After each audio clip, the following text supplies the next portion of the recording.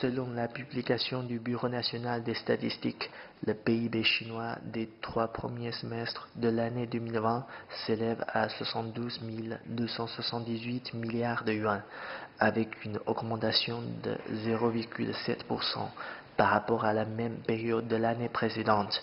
C'est un chiffre signifiant. Pourquoi? Parce que le taux de croissance chinoise commence à être positif cette année réellement. Si l'on jette un coup d'œil sur le premier semestre, le taux de croissance est négatif.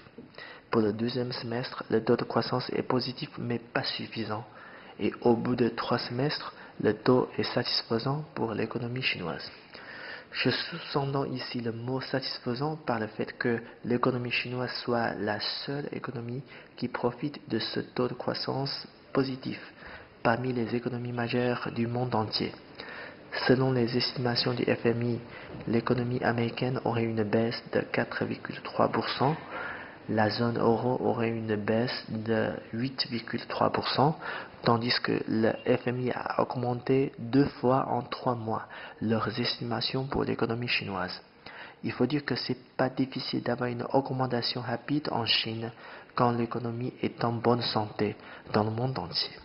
Cependant, c'est pas évident pour la Chine de ne pas entrer dans le cercle vicieux économique face à une crise sanitaire transnationale catastrophique qui a paralysé l'économie mondiale.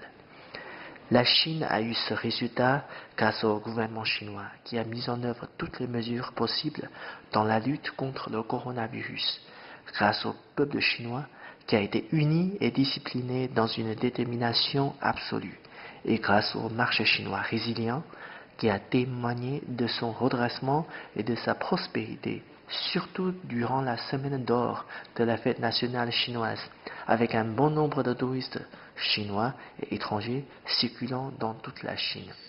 À ne pas exagérer, les efforts de toute la nation chinoise méritent cette relance économique.